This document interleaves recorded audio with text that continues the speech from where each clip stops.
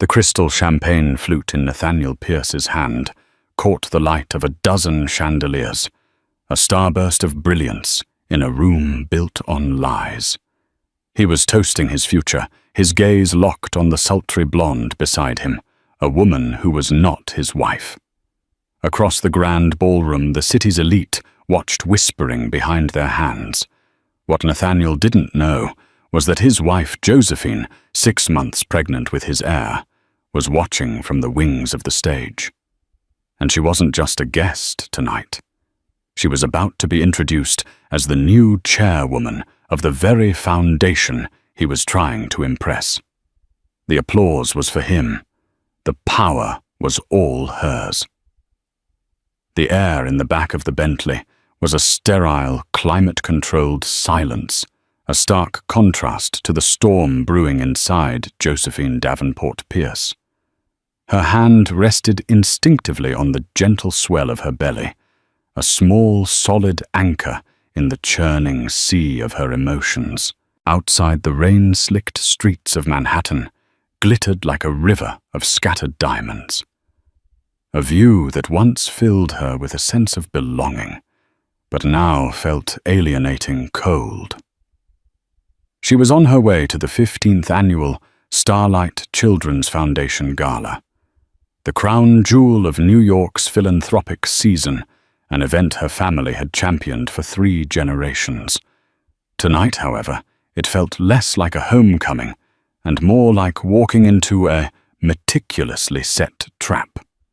For the past 4 months, her husband, Nathaniel Pierce, had been a ghost in their Fifth Avenue penthouse. He was a man made of late-night arrivals that smelled of a perfume not her own, a cloying, musky scent she'd identified as black orchid, and early morning departures before the sun had a chance to expose the lies from the night before. He'd become an expert in plausible deniability. The long hours were for the Japanese merger, a deal that would supposedly cement his legacy. The weekend trips were for investor meetings in Geneva. The hushed phone calls he took on the terrace were with legal counsel. Nathaniel was a titan of tech, a self-made millionaire who had clawed his way up from a background so unremarkable he refused to speak of it. He had the kind of ruthless ambition that both fascinated and terrified the old money establishment. He'd pursued Josephine with that same relentless focus, seeing in her not just a woman he desired, but a dynasty. The Davenport name was a key one that opened doors his billions couldn't. For a time, she believed his affection was genuine. He was charming, attentive, and made her feel like the center of a universe he was building just for them. Now that universe felt like a gilded cage. The signs had been subtle at first. A credit card statement she'd seen by accident listing extravagant purchases from Cartier and La Perla gifts she had never received. A stray blonde hair on the cashmere throw of his private jet. Whispers from her circle of friends couched in concerned questions. "Is everything all right, Josie? We haven't seen you and Nate out together in ages." The final brutal confirmation had come not from a private investigator, but from the vapid, glossy pages of a gossip blog. A grainy photo taken with a long lens showed Nathaniel on a yacht in St. Bart's, his arm draped possessively around a willowy blonde. Her name, the article gleefully reported, was Chloe Decker, a 24-year-old Instagram model and aspiring actress whose primary talent seemed to be attaching herself to powerful men. The caption read, "Tech mogul Nate Pierce warms up with a new model in the Caribbean sun."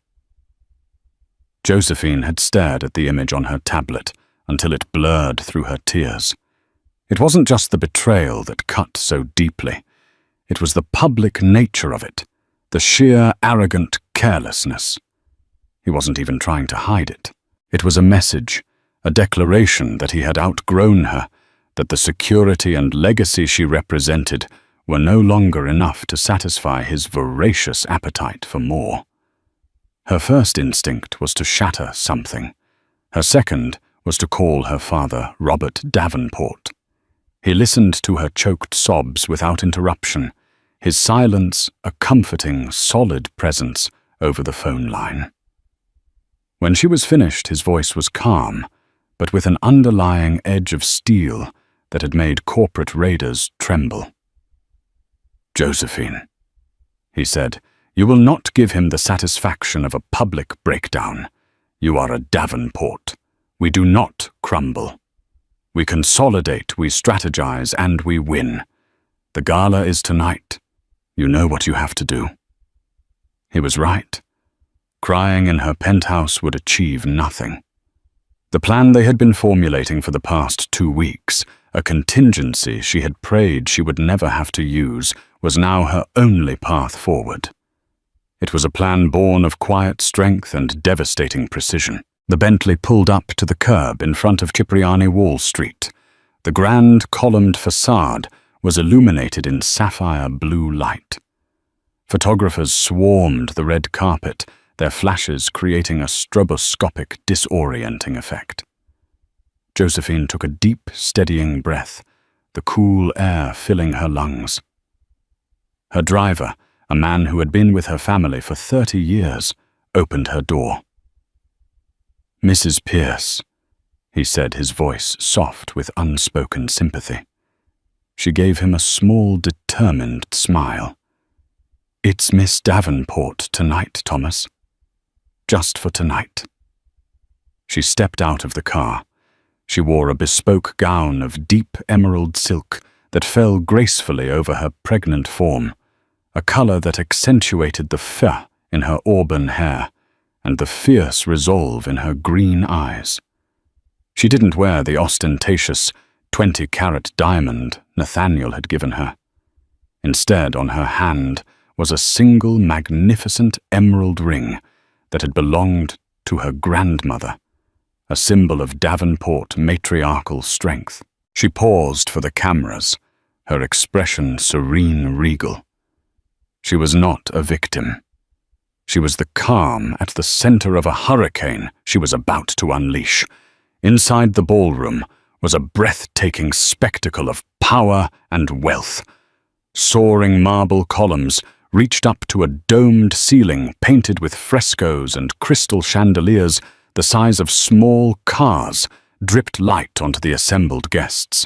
The air hummed with the murmur of 1,000 conversations, the clinking of glasses, and the soft strains of a string quartet. This was Josephine's world, a world of hushed influence and unspoken rules, a world Nathaniel had so desperately wanted to conquer. She moved through the crowd with an easy grace, greeting fellow board members, old family friends, and city dignitaries.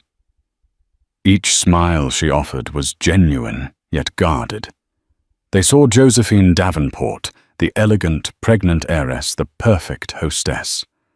They saw nothing of the shattered woman beneath the silk armor. She exchanged pleasantries with a U.S. senator and discussed a new pediatric wing with the CEO of Mount Sinai. She was performing the role she was born to, a dance of diplomacy and charm she had mastered before she could walk. Her eyes scanned the room, a predator's sweep masked by social grace. And then she saw them. Nathaniel stood near the towering ice sculpture of a swan, a glass of whiskey in his hand. He was laughing that deep, booming laugh that had once captivated her. Now it sounded hollow and grating. And beside him, clinging to his arm like a designer accessory, was Chloe Decker. Chloe was everything Josephine was not. Where Josephine was classic elegance, Chloe was overt, almost vulgar sensuality. She was poured into a shimmering gold dress that left little to the imagination, her platinum blonde hair styled in a way that screamed for attention. She gazed up at Nathaniel with a look of pure adoration, but her eyes darted around the room, cataloguing every important face drinking in the wealth and power that surrounded her. She wasn't in love. She was auditioning.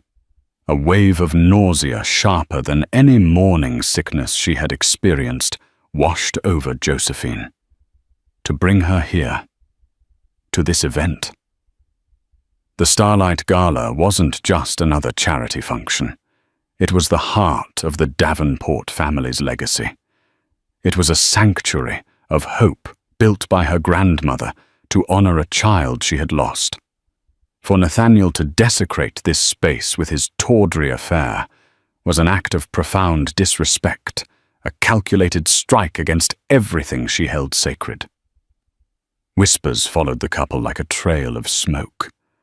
Heads turned, eyes widened. Old money matrons fanned themselves with their programs, their faces masks of delicious scandal.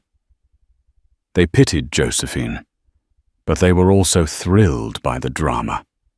This was better than Broadway. Nathaniel finally spotted Josephine across the room. For a fleeting moment, a flicker of something guilt surprise crossed his face. He hadn't expected her to come. In his arrogance, he likely assumed she would be at home weeping into her pillow. He disentangled himself from Chloe murmuring something in her ear and began to make his way towards his wife. "Josie." He began, his voice a low, placating hum as he reached her. "I'm glad you made it. I was worried you weren't feeling up to it." "I wouldn't miss it for the world, Nathaniel," she replied, her voice cool and even. She didn't look at him instead, keeping her gaze on a point over his shoulder. "It's a very important night for my family." She emphasized the word my. He had the decency to look uncomfortable. "Listen about—" He gestured vaguely back towards Chloe, who was now pretending to be fascinated by the ice sculpture. "It's not what it looks like. She's the daughter of a business associate, a potential investor. I'm just being hospitable." The lie was so bald-faced, so insulting in its lack of effort, that Josephine almost laughed. He thought she was a fool. After all this time, he still believed she was the naive, trusting girl he had married, not the woman who had spent a lifetime watching men like him operate. "Is that so?" she said, finally meeting his eyes. Her gaze was flat, devoid of the warmth he was used to. "Then you won't mind if I don't ask you to join me at the head table. I'm sure your guest would feel out of place, sitting with my father." Before he could respond, her father, Robert Davenport, appeared at her side. He was a tall, imposing man in his late 60s, with a full head of silver hair and eyes that missed nothing. He completely ignored Nathaniel, placing a protective hand on his daughter's arm. "Josephine, my dear, Senator Thompson is asking for you," he said, his voice a calm counterpoint to the tension radiating from Nathaniel. He then turned his head slowly, his gaze falling upon Nathaniel with the force of a physical blow. He didn't say a word. He didn't have to. The look of pure, unadulterated contempt was enough. As Robert led Josephine away, she allowed herself one last glance over her shoulder. She saw Nathaniel standing alone, his face a thunderous mask of fury and humiliation. He had wanted to make a statement tonight, to show this world that he was his own man, bound by no one. And in a way, he had succeeded. He had just made the wrong statement to the wrong people. He retreated back to Chloe's side, his posture rigid, grabbing 2 glasses of champagne from a passing waiter and handing one to her. He was doubling down. It was a fatal miscalculation. The first act of the evening was over. The players were in position. Now all Josephine had to do was wait for his cue. The evening progressed with the clockwork precision of all Davenport-hosted events. The dinner service was flawless. The speeches from the hospital beneficiaries were heartwarming, and the silent auction was raising astronomical sums. From her seat at the head table nestled between her father and the mayor of New York, Josephine played her part to perfection. She smiled, she applauded, she made gracious conversation. All the while she was acutely aware of Nathaniel and Chloe at a table across the room, sponsored by his tech company, Pierce Innovations. They were putting on a show. Chloe laughed a little too loudly, her hand constantly finding its way to Nathaniel's arm or shoulder. Nathaniel, for his part, leaned into her, whispering in her ear, creating a bubble of intimacy in the cavernous ballroom. He was performing defiance, trying to project an image of a man unbothered, a king holding court. But Josephine could see the tightness in his jaw, the way his eyes kept flicking towards the head table. He was rattled. He was used to being the one in control, and for the first time in a long time, he felt the ground shifting beneath his feet. Then came the part of the evening reserved for major donors. The Gala's master of ceremonies, a well-known news anchor, took the stage. "Ladies and gentlemen," he boomed, his voice resonating through the hall, "tonight we have been blessed with incredible generosity, and one of our most significant patrons this year is a man whose name is synonymous with innovation and forward-thinking, the CEO of Pierce Innovations, Mr. Nathaniel Pierce." A polite but strained applause rippled through the room. Nathaniel stood up, straightening his bespoke Tom Ford tuxedo. He gave Chloe's hand a squeeze before striding towards the stage, the spotlight following him. He was in his element now, the center of attention. Josephine felt her heart begin to pound, a frantic drum against her ribs. This was it. Nathaniel took the microphone, a confident, predatory smile on his face. He started with the expected platitudes, thanking the foundation, praising the doctors, and talking about the importance of investing in the future. He was a gifted public speaker, his words weaving a spell of corporate responsibility and heartfelt philanthropy. "We build skyscrapers of steel and glass," he said, his voice resonating with passion. "We write code that connects the globe, but none of it matters if we don't build a foundation of hope for our children. That's what the Starlight Foundation does. It builds hope." The crowd was warming too. He was winning them over. Josephine watched her expression unreadable. Her father placed a reassuring hand over hers on the table. Nathaniel was nearing the end of his speech. "And so as we look to the future, we must embrace new beginnings. We must have the courage to shed the past, to let go of what holds us back, and to invest in the brilliant, dazzling possibilities that lie just ahead."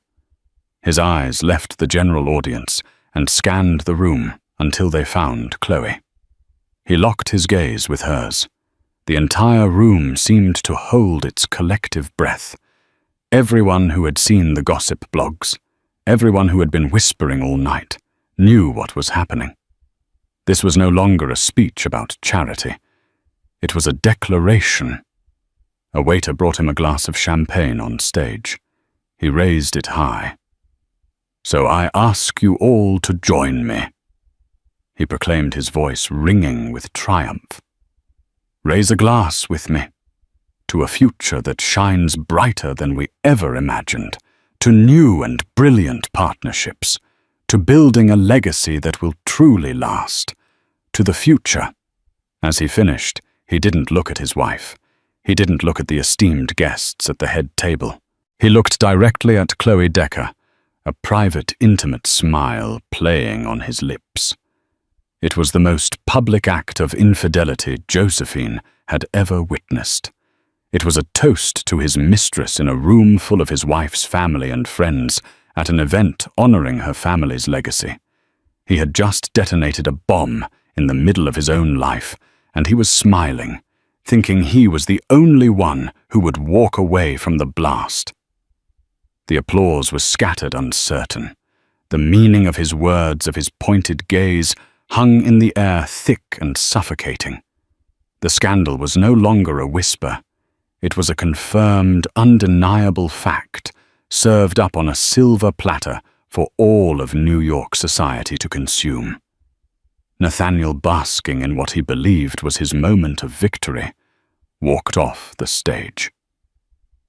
He didn't see the look on Robert Davenport's face, a look of cold, murderous rage. He didn't see the pitying glances being sent toward the head table. And most importantly, he didn't see the terrifyingly calm, almost serene expression that had settled over his wife. He thought he had just ended a chapter.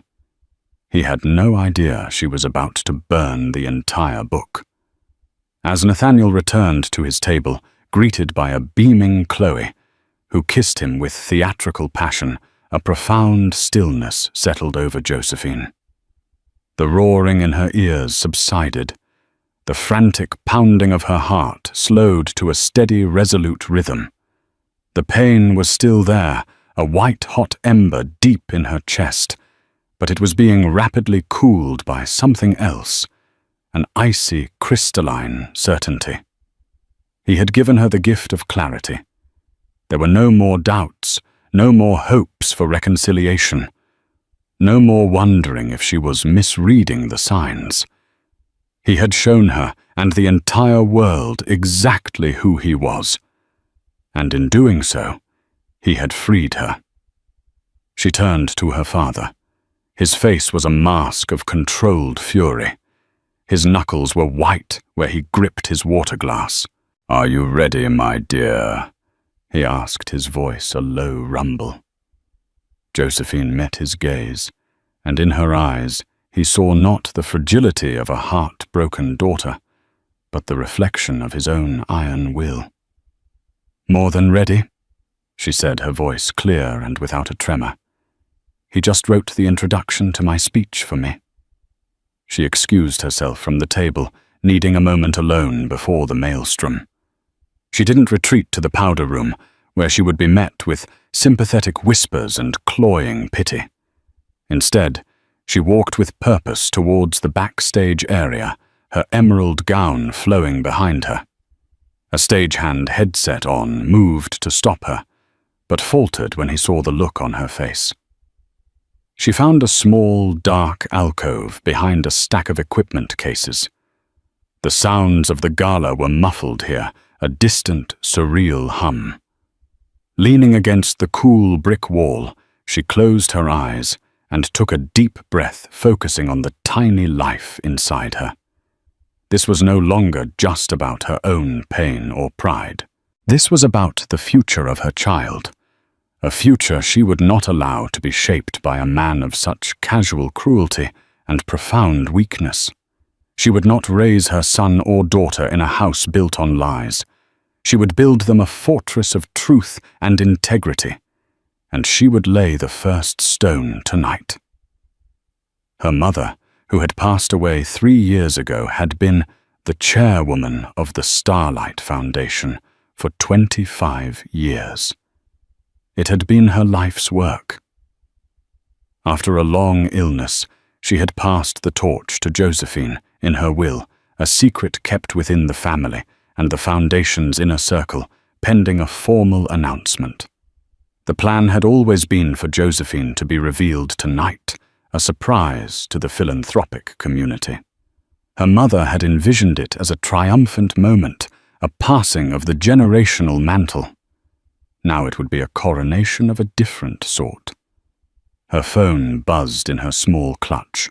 It was a text from her lawyer, a man whose retainer was almost as legendary as his ruthlessness. All assets frozen.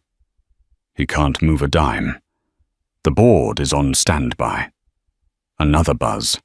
This one from the editor-in-chief of the New York Times, a woman Josephine had known since childhood.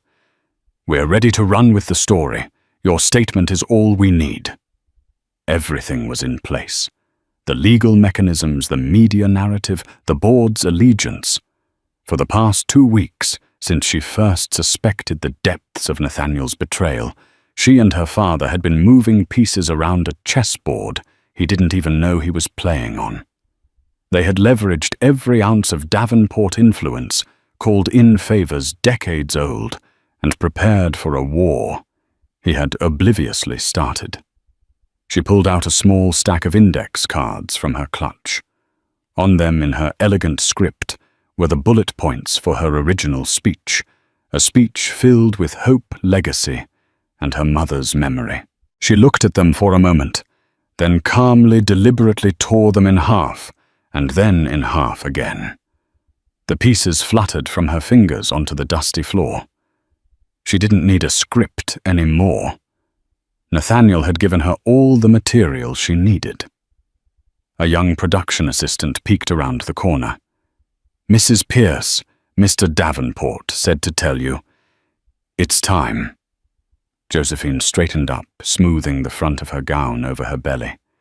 She felt the baby kick a small, reassuring flutter. A slow, genuine smile touched her lips for the first time that night. It was a smile of pure, unadulterated power.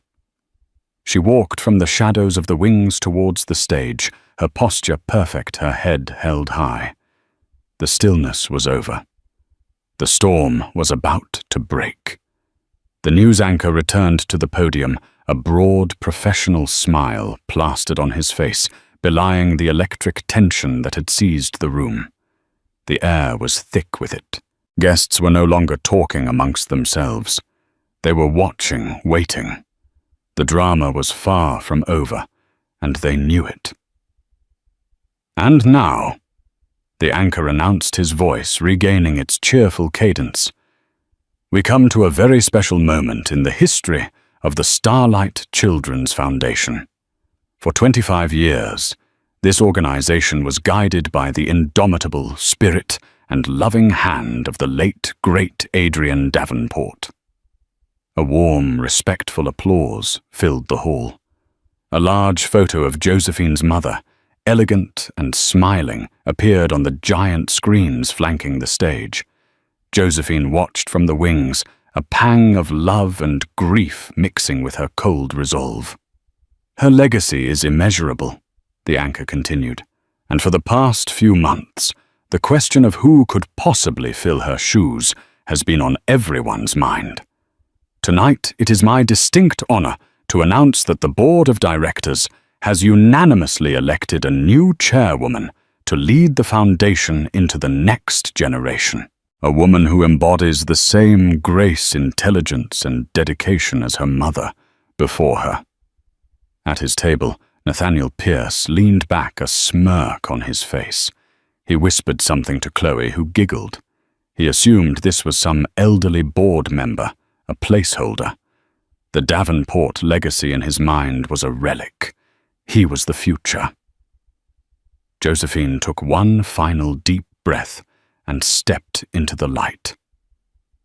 "Ladies and gentlemen," the anchor boomed, his voice swelling with importance, "please join me in welcoming the new chairwoman of the Starlight Children's Foundation, Mrs. Josephine Davenport Pierce." A single powerful spotlight hit Josephine as she emerged from the wings. For a full 3 seconds, there was absolute stunned silence. The only sound was the faint hum of the air conditioning. Across the vast ballroom, 1,000 pairs of eyes were fixed on the pregnant woman in the emerald gown, her expression poised and unyielding. Then the sound hit. It wasn't the polite, scattered applause from before.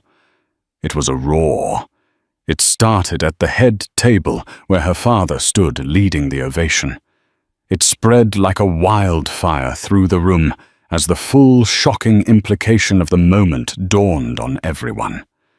This wasn't just an announcement. It was a counter-move. It was a coup.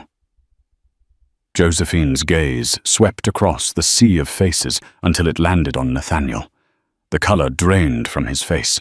His confident smirk dissolved into a mask of pure, uncomprehending shock. His glass, halfway to his lips, froze in midair.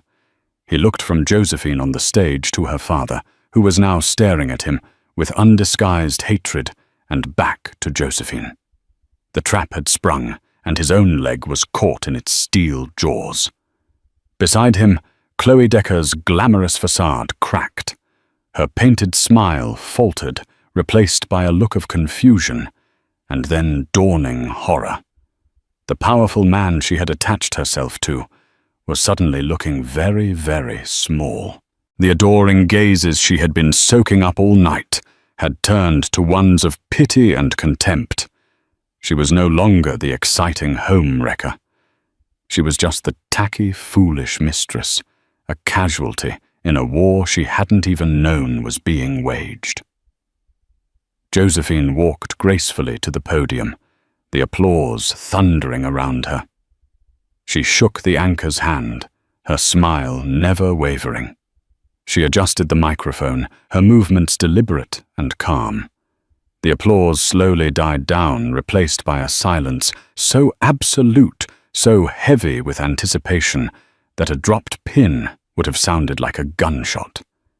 Every single person in that room understood. The wife had just taken the stage, and the real show was about to begin. Josephine looked out at the silent, expectant crowd, her gaze calm and steady. She did not look at her husband. To look at him would be to acknowledge him, and he had ceased to exist in her world. He was now merely a problem to be managed, a piece to be swept from the board. "Thank you," she began, her voice resonating with a quiet authority that commanded the room's full attention. It was her mother's voice, imbued with her own steely resolve. "Thank you all. I am deeply honored and humbled to accept the position of chairwoman for the Starlight Children's Foundation, an organization that has been the heart and soul of my family for as long as I can remember." She paused, letting the weight of her lineage settle over the audience. "My mother, Adrienne Davenport, built this foundation on a simple but unshakable principle that our first and most sacred duty is to protect the vulnerable. She believed in integrity in legacy and in the strength of family. Not just the family we are born into, but the family we build around us, a community bound by trust, loyalty, and a shared moral compass." Every word was a perfectly aimed dart. Trust, loyalty, moral compass. The subtext was so clear it was practically text. The air grew colder. "As I step into this role," she continued, her hand gently resting on her belly, "I do so with an eye toward the future. A future for the children we serve, and a future for my own child. It is a future that must be built upon the same solid bedrock of principles my mother established. There is no room for compromise. There is no place for those whose actions undermine the very values we profess to uphold." She picked up a sheet of paper from the podium. It was not her torn speech. It was a legal document. "To that end, my first act as chairwoman, approved unanimously by the board of directors this afternoon, is to introduce a new addendum to our bylaws. It will be known as the Davenport Integrity Covenant. This covenant establishes a morality clause for all board members and major patrons of this foundation." A collective gasp went through the room. Nathaniel, who sat on the board as part of his marriage into the family, finally moved. He looked as if he had been turned to stone and was only now thawing a look of pure panic in his eyes.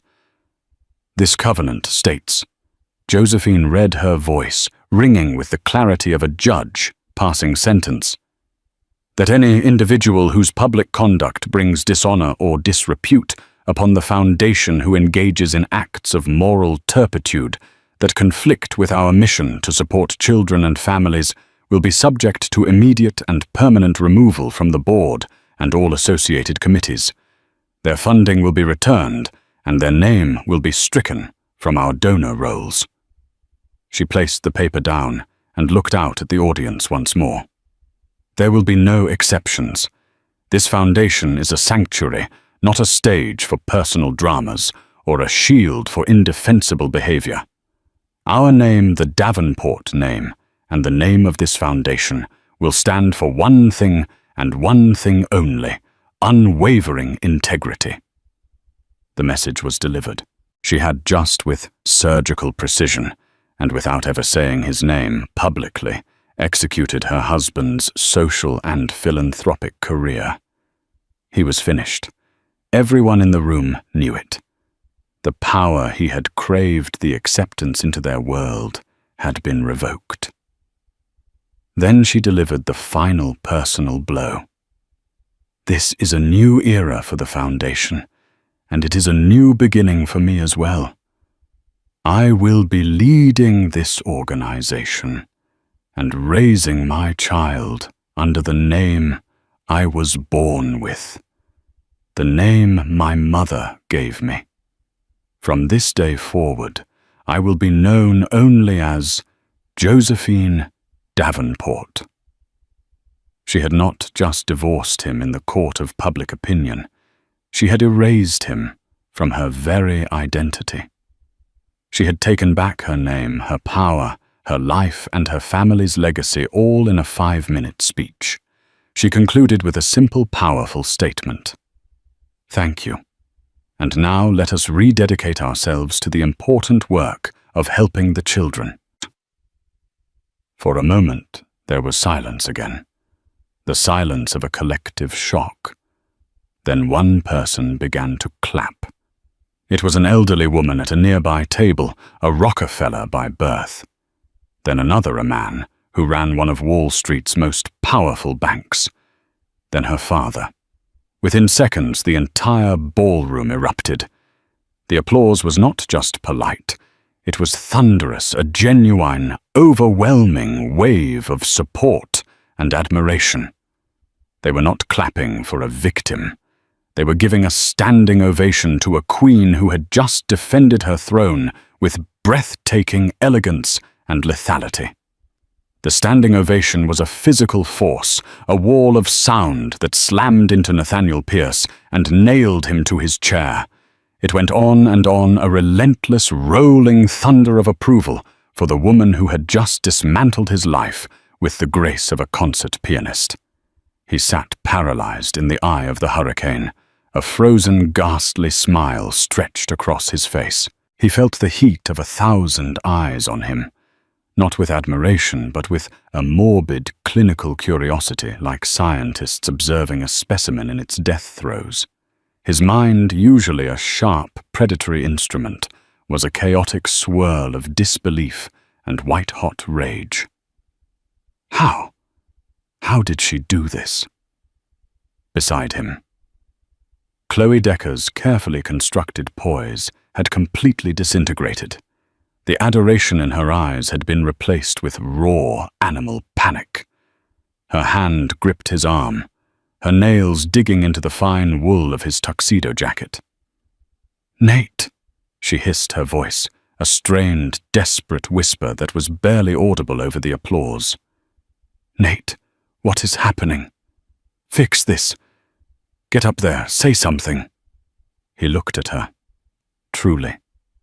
Looked at her, and saw not a glamorous partner, but a terrified girl who had bet on the wrong horse. The other guests at his corporate table, men who had been laughing at his jokes and flattering him minutes earlier, now seemed to have developed a sudden intense interest in their dinner rolls. They wouldn't meet his eye. He was a social contagion, and they were desperate to avoid infection. The applause finally began to subside, but the atmosphere it left behind was even worse. A thick, suffocating silence descended, punctuated by a rising tide of whispers. From across the room, Nathaniel watched as his wife was enveloped by a circle of the city's true power brokers. He saw Richard Callahan, a rival developer he'd publicly mocked just last month, approach Josephine. Callahan took her hand, bowed his head slightly in a gesture of profound respect, and then said something that made her father, Robert Davenport, laugh a real booming laugh. Callahan then cast a single dismissive glance across the room at Nathaniel, a look of such triumphant contempt that it was more insulting than any verbal blow. He had been excommunicated. We're leaving." Nathaniel finally growled the words, tasting like ash in his mouth. He shoved his chair back with a loud scrape that drew more attention. Their exit was a slow, agonizing walk of shame across 100 yards of plush carpeting that now felt like a mile of broken glass. As they passed tables, conversations would abruptly halt, only to resume in venomous whispers the moment they were past. The arrogance of the man. Toasted his own mistress. She annihilated him without ever raising her voice. Pure Davenport. That poor, foolish girl. Chloe, her face blotchy and pale under her makeup, stumbled slightly, her stiletto heel catching on the carpet. Nathaniel grabbed her arm, yanking her upright, with a roughness born of pure frustration. The entire ballroom saw the graceless, ugly moment. They were no longer a power couple. They were a spectacle of ruin. As they reached the grand lobby, they could see a chaotic storm of light through the ornate glass doors. The press, far more of them than before. Josephine's team had clearly given them a new headline to chase. The moment the doors opened, the storm broke over them. A blinding barrage of camera flashes turned the rainy night into a flickering, disorienting nightmare. Microphones and phones were shoved in their faces. The reporters were like sharks in a feeding frenzy. "Mr. Pierce, is it true you've been removed from the Starlight Board? Chloe, was he worth it? Nathaniel, what will this do to your company's stock on Monday? Was your toast to your mistress worth your entire fortune?" That last question, shouted by a sharp-faced reporter from the Post, struck a nerve. Nathaniel, his composure completely shredded, shoved a cameraman out of his way. "No comment, get out of my way!" He snarled, the sound of his own desperate voice only adding to his humiliation. He pulled Chloe through the scrum, her sobs now audible as they finally burst free onto the rain-slicked sidewalk. He fumbled for his phone, his hands shaking with fury as he tried to call his driver. As the screen lit up, a new email notification glowed ominously at the top. The sender was his chief legal counsel. The subject, urgent court order. Asset freeze and board removal. He stared at it, the raindrops splattering on the screen, blurring the words that confirmed his utter ruin. While he had been preening and posturing her, lawyers had been executing a perfectly timed legal ambush. He was a billionaire on paper, but at this moment he was locked out of his own empire. A sleek black town car, not his own, glided to a stop at the curb. The back door opened, but it wasn't a driver who emerged. It was Frank, the head of Robert Davenport's security detail, a man whose loyalty to the family was absolute. Frank, who had once nodded respectfully to Nathaniel, now looked at him with an expression of cool professional indifference. "Mr. Pierce," Frank said, his voice flat. He offered no greeting, no sympathy. "Frank, what the hell is this? Where's my car?" Nathaniel demanded, trying to cling to one last shred of authority. "Your service has been terminated," Frank replied calmly. "I'm instructed to inform you that your access codes and keys for the Fifth Avenue residence have been deactivated. Your personal effects will be packed and delivered to your office tomorrow morning." He then held out a thick, legal-sized envelope. "And I was asked to give you this." Nathaniel snatched the envelope. His name was typed on the front. He tore it open. The first page read, "Petition for dissolution of marriage." Beneath it was a temporary restraining order, barring him from all Davenport properties and from contacting Josephine directly. He looked up from the papers, his world tilting on its axis. He saw the town car's back door close. Through the tinted rain-streaked window, he could just make out the elegant silhouette of Josephine. She was looking straight ahead. She didn't grant him so much as a final glance. The car pulled away from the curb with a quiet, powerful hum, merging seamlessly into the river of taillights on Wall Street. And Nathaniel Pierce was left standing on the wet pavement in the cold, unforgiving rain, with a sobbing mistress he no longer wanted divorce papers in his hand, and the crushing, suffocating knowledge that he had not just lost a fight. He had been a casualty in a war he never even knew he was fighting. He had mistaken a queen for a pawn, and she had swept him and his entire world off the board. 4 months later, the first heavy snow of the season was falling on Manhattan, a thick, silent blanket that muffled the city's relentless energy and turned the view from the Davenport Foundation's offices into a living watercolor. From her new corner office, her mother's old office, Josephine watched the flakes drift past the floor-to-ceiling windows. The city below, once the stage for her public humiliation and triumph, now seemed distant, a problem solved. The fallout from what the press had christened the Gala coup had been a roaring inferno that had systematically consumed Nathaniel Pierce's world. The story had a life of its own, becoming a parable of modern hubris. Nathaniel, the self-made titan, was now the poster child for catastrophic miscalculation. His desperate attempts at damage control, a series of disastrous interviews where he blamed the suffocating pressure of old money, only dug his grave deeper. The board of Pierce Innovations, facing a shareholder revolt and a PR nightmare that was eroding their stock value by the hour, had convened an emergency meeting. Within a week, he was ousted from the company he had built, forced out with a severance package that was insulting in its modesty. The much-vaunted Japanese merger evaporated. Deals he had spent years cultivating vanished overnight. He was radioactive. Chloe Decker had fared no better. After her tearful, self-serving television appearance was met with widespread derision, she was dropped by her modeling agency and became a social pariah. Her fleeting fame curdled into infamy, and she disappeared from public life, her Instagram account deactivated a ghost in the digital world she had so desperately tried to conquer. Josephine, in stark contrast, had become an unwilling but potent symbol of dignified strength. Magazine articles were written about her. Business schools taught the Davenport strategy as a masterclass in crisis management. And most importantly, the Starlight Children's Foundation flourished. Donations poured in, attracting a new younger generation of philanthropists inspired by her integrity. She had taken a legacy and made it a movement. Today was the final act, the closing of a chapter written in betrayal and pain. She was not in her own office, but in the sterile, soulless conference room of her lawyer's firm on the 60th floor of a midtown skyscraper.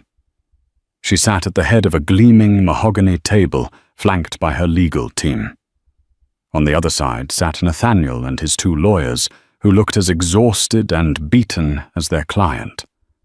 The man across from her was a stranger. The bespoke suits that once seemed molded to his powerful frame now hung on him a size too big. His face was gaunt with dark circles under his eyes that spoke of sleepless nights and endless stress. The arrogant fire that had once burned in his gaze was gone, replaced by a hollow, defeated emptiness. He looked not like a fallen titan, but simply like a man who had lost. The final divorce settlement lay between them. It was an unconditional surrender. He had tried to fight, to challenge the prenup, to paint her as vindictive. But her team had been merciless, presenting irrefutable evidence of his infidelity, his misappropriation of joint funds for his mistress, and the tangible damage his public conduct had inflicted on the family name and its associated business interests. He had been bled dry, outmaneuvered at every turn. The terms are clear. Josephine's lead counsel, a famously ruthless litigator named Benjamin Carter, said in a tone that allowed for no argument, Mr. Pierce will relinquish all claims to the Fifth Avenue property, the Hamptons estate, and all assets held in the Davenport Family Trust. In exchange, Miss Davenport will not pursue further civil damages. Nathaniel's lawyer nodded weakly. My client agrees. Carter slid the final signature page and a heavy, expensive fountain pen across the table. Then let's conclude this. Nathaniel stared at the paper, his hand trembling slightly as he reached for the pen. Before he signed, he lifted his head and looked directly at Josephine, his eyes pleading for one last flicker of connection. Josie, he said, his voice a hoarse whisper. Was it worth it? To burn everything to the ground like this? Everything we had? The air in the room became heavy, the lawyers on both sides shifting uncomfortably. This was the moment Josephine had steeled herself for. She didn't respond with anger or pain. She answered with the cool, unshakable clarity he had forced her to find. You fundamentally misunderstand what happened, Nathaniel, she said, her voice even and calm. I didn't burn anything down. You were the one holding the match. You stood on a stage in a room full of my family, my friends, and my life's work. And you tried to set my world on fire for the sake of your ego. You just assumed I would stand there and burn with you. She leaned forward slightly, her gaze unwavering. This wasn't about revenge. This was a course correction. I chose my future. I chose my child's future. The only thing that burned down was the facade you built, and you have no one to blame for that but yourself. The finality in her voice broke whatever was left of him. He flinched as if struck. Without another word, he uncapped the pen and signed his name. The scratch of the nib on the thick paper was the only sound in the room, a final definitive severing of their bond. His lawyers quickly gathered their papers and ushered him out of the room like a broken man. Josephine remained staring at his signature, a black scar on a white page. It was over. A wave of profound, bone-deep exhaustion washed over her, followed by an equally profound peace. Her father entered the room, having waited outside. He placed a gentle hand on her shoulder. It's done, he said softly. She nodded, taking a deep, cleansing breath. It's done. Your mother, he began, his voice thick with emotion. She would have been in awe of you, Josephine. She had grace. You have her grace, but you have your own brand of steel. You are stronger than any of us ever knew. 2 weeks later, in the quiet, sterile peace of a private suite at Lenox Hill Hospital, Josephine Davenport held her own new dawn in her arms. A beautiful, healthy baby girl with a tuft of auburn hair and eyes that seemed to hold a deep old wisdom. She named her Adrienne. Adrienne Davenport. A name of legacy, a name of strength, a name unburdened by the ghosts of the past. As she looked down at her daughter, the chaos of the last few months, the gala, the speeches, the lawyers, the public spectacle, all faded into insignificance. That had been a war of necessity. This right here was the victory. The takedown of Nathaniel Pierce wasn't her triumph. Her triumph was this quiet moment. It was the creation of a safe, honest, and powerful future for this tiny, perfect life in her arms. A future built not on a foundation of lies, but on a bedrock of Davenport integrity. A dynasty she thought not just preserved, but reborn. Josephine Davenport's story isn't just about a marriage ending. It's a masterclass in reclaiming power with grace, intelligence, and breathtaking precision. She faced the ultimate public betrayal, not with tears, but with a strategy that protected her future, her child, and her family's legacy.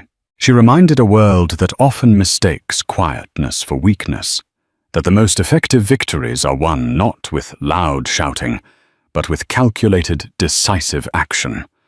Her triumph wasn't just in divorcing a cheating husband, but in erasing his influence and building an even greater empire on the ashes of his mistakes. If her story of quiet strength and calculated victory resonated with you, please hit that like button to show your support. Share this video with someone who needs to be reminded of their own inner power. And don't forget to subscribe and click the notification bell so you won't miss our next story of unbelievable real-life drama. What do you think was Josephine's most powerful move? The speech, the integrity covenant, or the way she handled the final divorce? Let us know in the comments below. A signature. That's all it took to shatter a perfect life. For 9 months, she lovingly called him Arlo.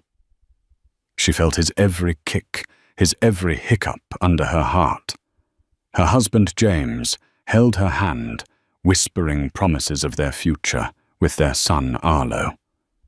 But in the cold, sterile light of the hospital room, as she held the official birth certificate for the first time, another name stared back at her. A name she didn't choose. A name she didn't know.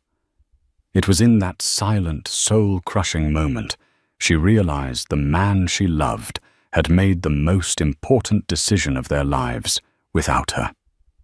This isn't just a story about a name. It's about a lie so profound it could only be answered by the deadbolt click of a changed lock. The late afternoon sun of a crisp Boston autumn spilled across the Persian rug in the nursery, illuminating dust motes, dancing in the air like tiny golden fairies. Olivia traced the hand-painted giraffes on the mural, their long necks stretching towards a soft, cloud-like ceiling. Everything was perfect. Almost. For the past 6 months, this room in their sprawling Chestnut Hill home had been her sanctuary, a place of quiet anticipation, insulated from the subtle but immense pressures that came with marrying into the Sterling family. Her James, was different. He was her anchor in the often choppy waters of his family's old money society. He was the one who saw her Olivia Chen, the art gallery curator with a sharp eye and a sharper wit, not just a suitable match for the Sterling heir. Their love story felt like a modern fairy tale. He'd walked into her gallery to appraise a piece for his mother, and had been captivated not by the art, but by the passionate way she spoke about it. He was handsome, kind, and to his family's quiet chagrin, utterly besotted with her. Now at 38 weeks pregnant, Olivia felt a nesting instinct so powerful it was a physical force. Every tiny detail of this room was a testament to her love for their unborn son. The crib, a sleek modern design she'd picked out, stood in stark contrast to the heavy ornate furniture that filled the rest of the 6-bedroom mansion.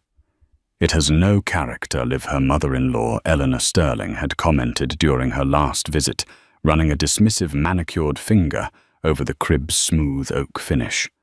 A baby needs heritage. Wait. Olivia had just smiled, patting her enormous belly. He'll have plenty of that, Eleanor. We want him to have a little bit of lightness, too. The name was part of that lightness. Arlo Cole Sterling. Arlo for her late grandfather, a kind, gentle man who taught her how to paint. Cole because she simply loved the sound of it, strong and clear. James had agreed instantly. Arlo Cole Sterling, he'd whispered into her hair just last night. His hands splayed protectively over her stomach, feeling the baby's rhythmic movements. I can't wait to meet him, Liv. Our son. The memory was so sweet, so vivid, it made her ache. She lowered herself carefully onto the plush rocking chair, the one James had spent an entire Saturday assembling, and let out a contented sigh. Their life was a dream, The brownstone on Beacon Street had been traded for this palatial house when they found out she was pregnant. James's software company was thriving, and her gallery was gaining prestige. They had everything. But sometimes, in the quiet moments, a sliver of unease would prick at her. It was in the way James's tone would shift when his mother called, a subtle deference creeping in. It was in the casual mentions of the family trust and the board meetings he now had to attend. He'd always shielded her from the most suffocating aspects of his lineage. But since the pregnancy, the Sterling name seemed to be closing in a gilded cage, masquerading as a life of privilege. The firstborn son carries the legacy Olivia Eleanor had told her over a tense lunch at the Harvard Club. It is a responsibility James is finally beginning to understand. Olivia had brushed it off. James loved her. James loved their plans for their son. The name was settled. The future was theirs to write. A sharp, low cramp seized her, stealing her breath. She gripped the arms of the rocking chair, her knuckles turning white. Another one followed, stronger this time. Her heart began to pound, a frantic drum, against her ribs. She looked at the hospital bag, packed and waiting by the door. It was time. She called James, her voice trembling with a mixture of fear and exhilaration. "It's happening," she breathed. "I'm on my way, Liv. I'll be there in 20 minutes. I love you." As she waited, she walked one last time around the nursery, her hand trailing over the crib, the changing table, the bookshelf filled with stories she couldn't wait to read. "We're going to meet you soon, Arlo," she whispered to her belly. "We're so ready for you." The contraction that hit her as she heard James's car screech into the driveway was so intense it brought her to her knees. This was it. The end of the waiting. The beginning of everything. She had no idea how right she was. The first 24 hours were a blur of primal effort and transcendent joy. The labor was long and arduous, but James was by her side, a steady presence, his hand in hers, his voice a constant stream of encouragement. And then at 4:17 a.m., their son arrived with a lusty cry and a full head of dark hair, just like his father's. When the nurse laid him on her chest, warm and squirming, the world dissolved. Nothing else existed. Not the sterile smell of the hospital room. Not the exhaustion clawing at her bones. Not the subtle tension that had been humming beneath the surface of their lives.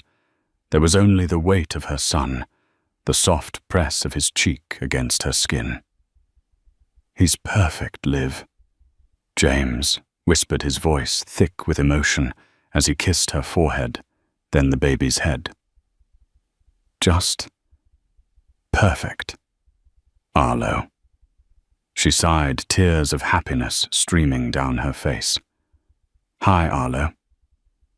They spent the next day in a blissful bubble. Visitors were kept to a minimum at Olivia's request. Even Eleanor was held at bay, a fact for which Olivia was profoundly grateful. It was just the three of them, a new family learning the rhythms of each other. James was a natural changing diapers, with a surprising lack of squeamishness, and rocking the baby to sleep with a low, rumbling hum. Olivia watched him, her heart so full she thought it might burst. The doubts, the whispers of unease, all felt like a distant dream. This was real. This was their life. On the second day, a perky administrative nurse bustled in, clipboard in hand. "Good morning. I just have the official paperwork for you to review and sign off on.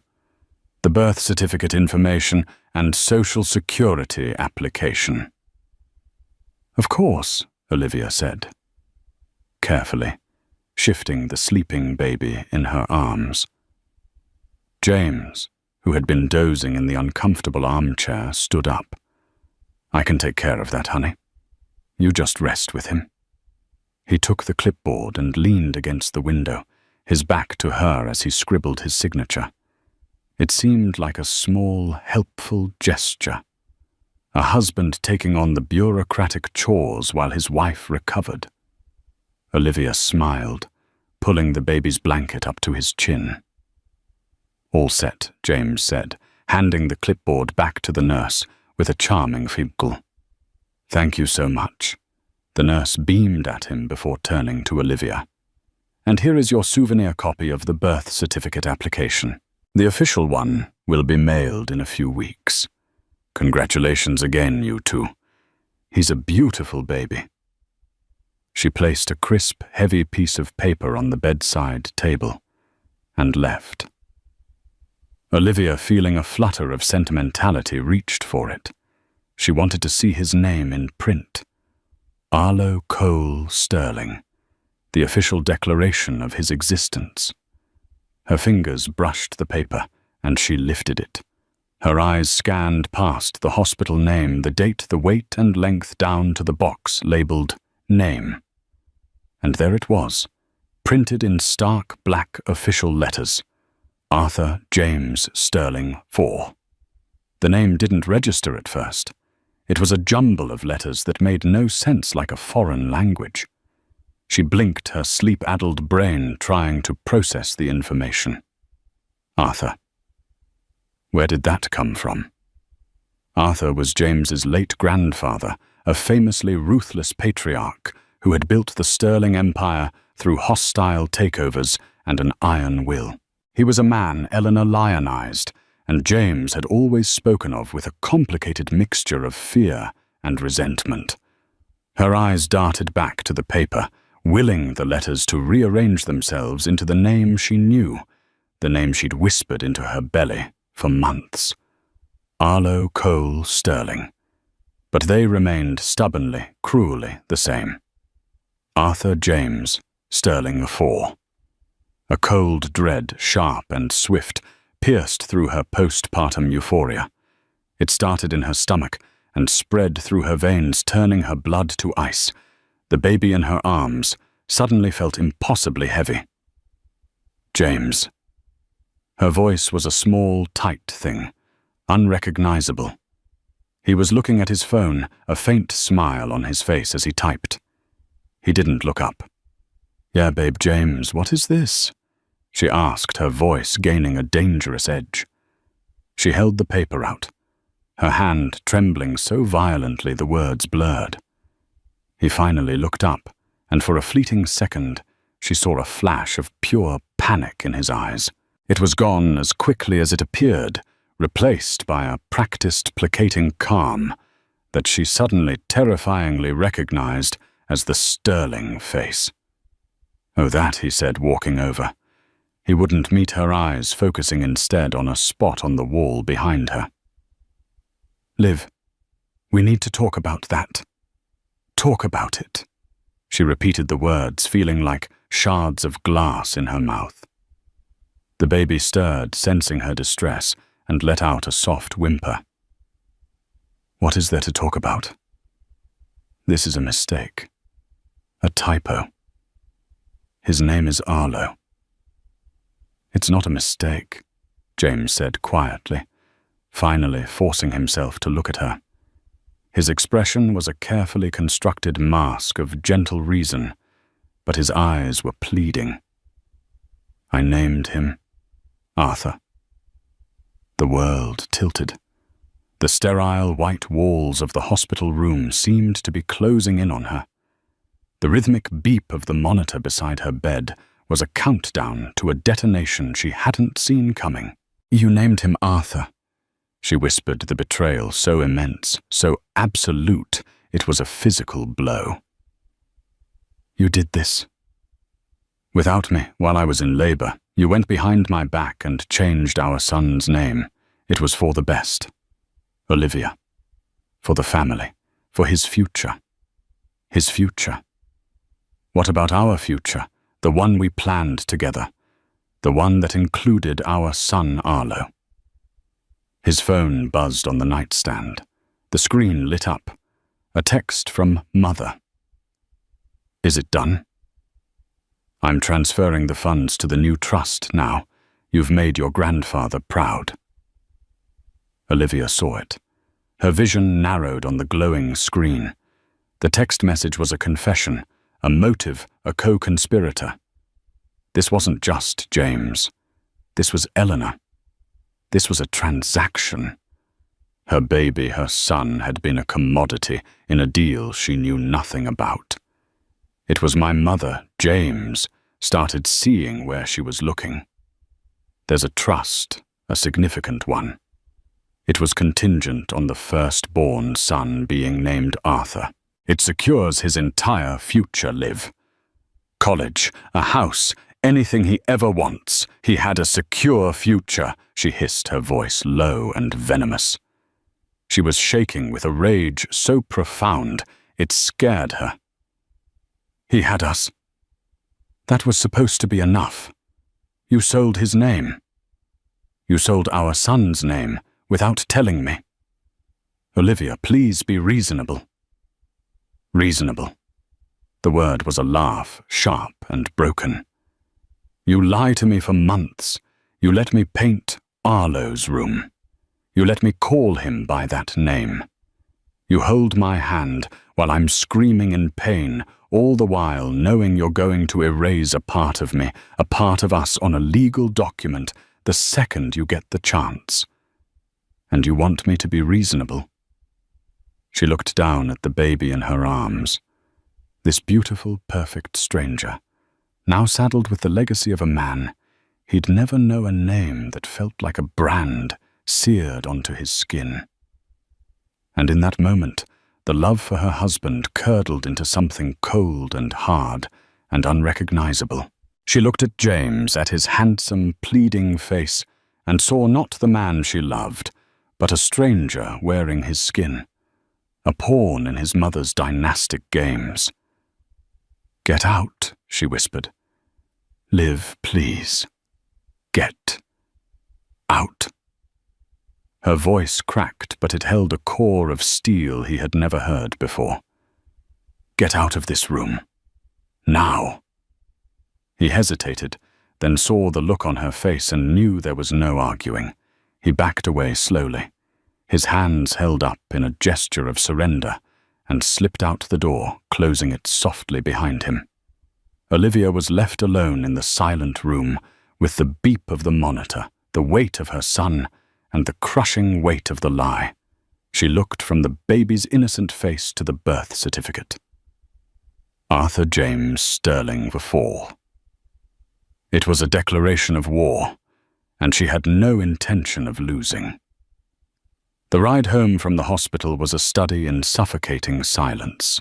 The brand-new top-of-the-line car seat sat in the back of their Range Rover, a throne for a tiny prince whose very identity was a battleground.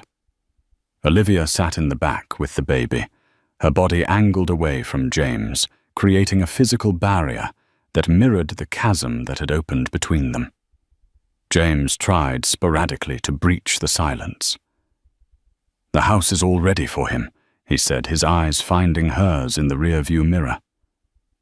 Mrs. Gable stocked the fridge. Olivia stared out the window, watching the familiar scenery of Chestnut Hill slide by. The stately brick homes, the manicured lawns, the ancient, sprawling oaks. It all looked different now, alien. The beautiful facade of their life had been ripped away, and all she could see was the ugly, rotting framework beneath. "Liv, I know you're angry." He tried again, his voice strained. "But when you think about what this means for him, for his future—" "Stop talking about his future," she said, her voice flat and devoid of emotion. "You forfeited the right to do that when you made a unilateral decision about his present." He flinched, as if struck. The rest of the drive passed in silence. When they pulled into the long, sweeping driveway of their home, Olivia's heart, which she thought couldn't sink any lower, dropped. They parked near the grand entrance, was Eleanor's black Mercedes, her driver standing stoically by the door. "What is she doing here?" Olivia demanded, her exhaustion warring with a fresh surge of adrenaline. She wanted to be here to welcome her grandson home. "James," said his voice, taking on that familiar, deferential tone. "The first Arthur in 2 generations. It's a big day for her." Her grandson, Olivia, repeated the words, tasting like poison. She looked down at the sleeping baby. She bought and paid for this moment, didn't she? Well, I hope she enjoys it. Without waiting for James to open her door, she got out, unbuckled to the car seat with practiced numb efficiency, and carried her son towards the house, her sanctuary, that now felt like enemy territory. Eleanor was waiting just inside the marble foyer, dressed in a Chanel tweed suit, her face a perfect mask of benevolent matriarchy. "Olivia, darling," she cooed, gliding forward, her arms outstretched. "Let me see him. Let me see my little Arthur." Olivia instinctively tightened her grip on the car seat, taking a step back. "He's sleeping. Eleanor." "Oh, a little peek won't hurt," she insisted, her smile not quite reaching her cold, assessing eyes. She peered into the carrier. "Oh, James, he has the sterling chin. Arthur will be so proud." She spoke of her late husband as if he were in the next room.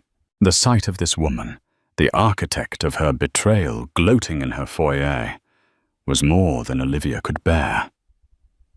She felt a wave of dizziness, the postpartum hormones, sleep deprivation, and white-hot rage churning into a toxic cocktail. "I need to take him upstairs," Olivia said, pushing past her and James. "He needs to be fed."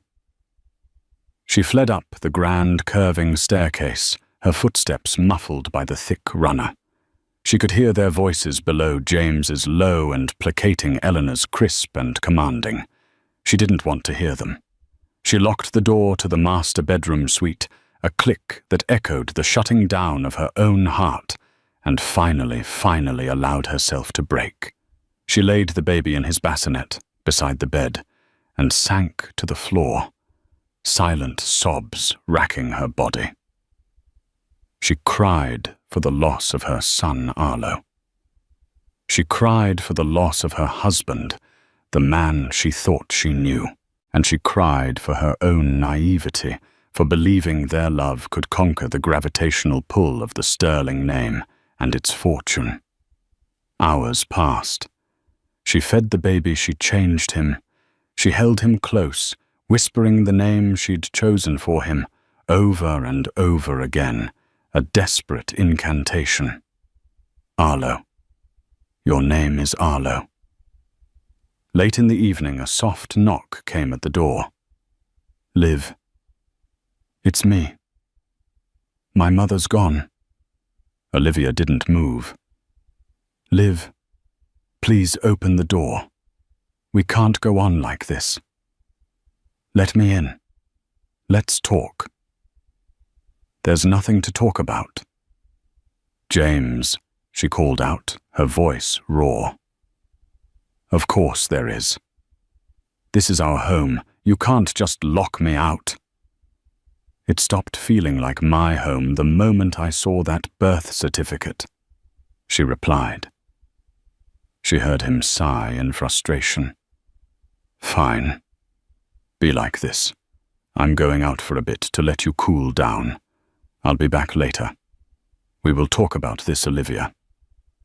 She listened to his footsteps retreating down the hall, the heavy front door opening and closing.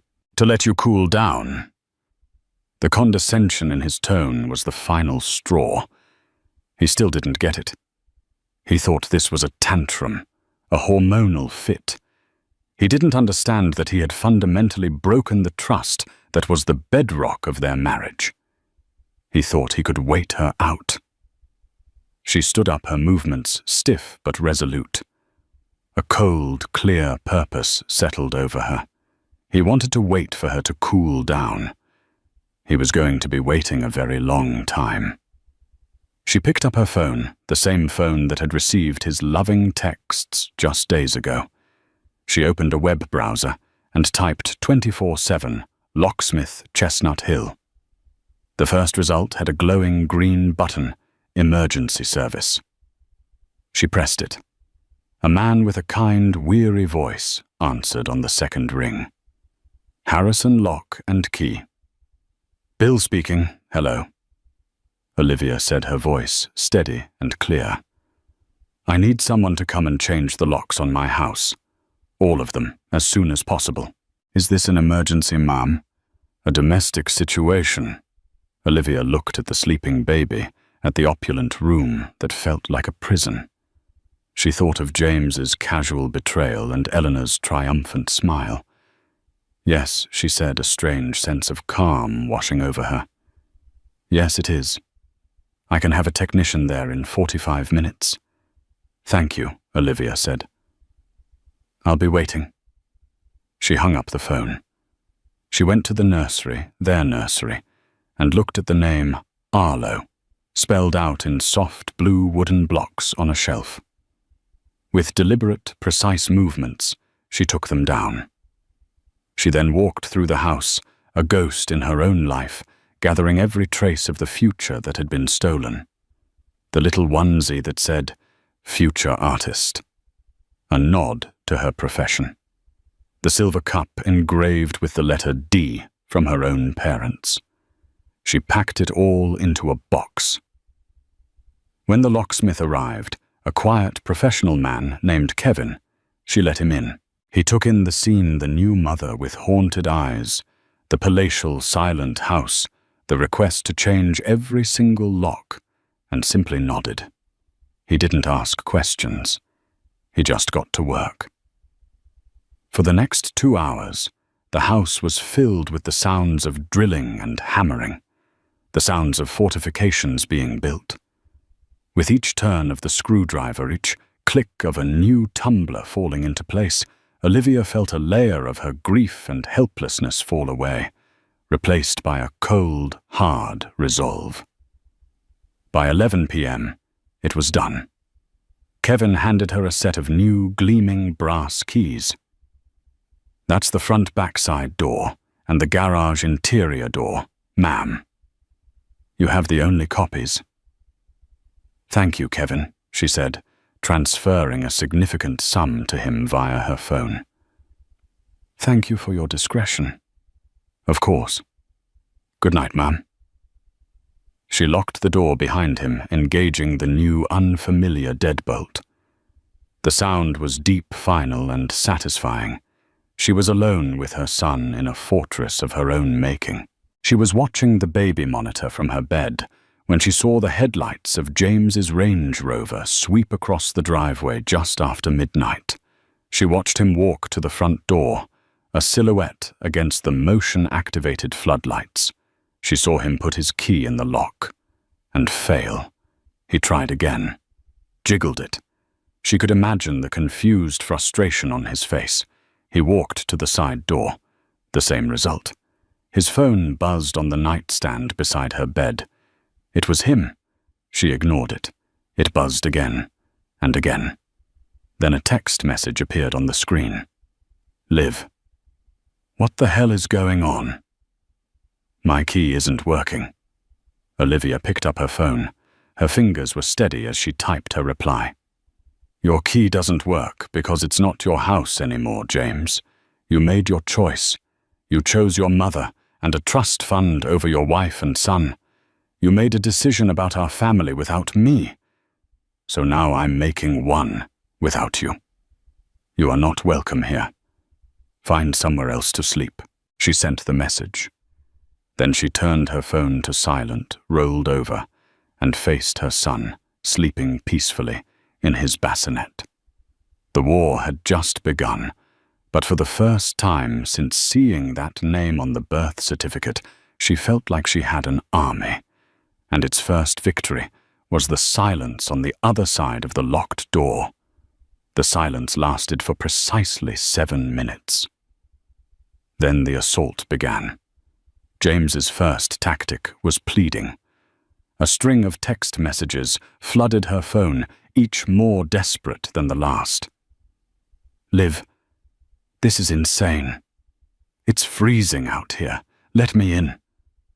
We need to talk this out face to face. You, me. No one else. Please, Olivia, think about the baby. He needs his father. He needs his father." The hypocrisy of that statement was so staggering, it almost made her laugh. She pictured James standing on their perfectly manicured lawn, lit by the tasteful landscape lighting he'd been so proud of, unable to enter his own million-dollar home. The image gave her a grim satisfaction. When the texts went unanswered, the knocking started. Not the polite rap of a visitor, but a hard, insistent pounding that vibrated through the solid oak door. "Olivia, open this door now." The baby stirred in his bassinet, his little face scrunching up. Olivia's resolve hardened. She would not allow him to terrorize them. She picked up the baby, holding him close her body, a shield against the noise. The pounding stopped. A moment of quiet. Then the doorbell began to ring, a frantic, incessant chime. He was leaning on it. A petulant child denied his way. Olivia walked to the upstairs window that overlooked the front entrance, staying hidden behind the heavy damask curtain. She saw him there, his handsome face contorted with fury, his fist still raised from banging on the door. He looked utterly lost. Good. After 5 solid minutes, the chiming stopped. He was pacing now, a caged animal, his phone pressed to his ear. She knew with chilling certainty who he was calling. 20 minutes later, a second pair of headlights sliced through the darkness. The sleek black nose of Eleanor's Mercedes sedan purred to a stop behind James's Range Rover. Eleanor Sterling emerged from the passenger side, not in a tweed suit this time, but in a silk dressing gown and a cashmere wrap, her silver hair perfectly coiffed, even at 1 in the morning.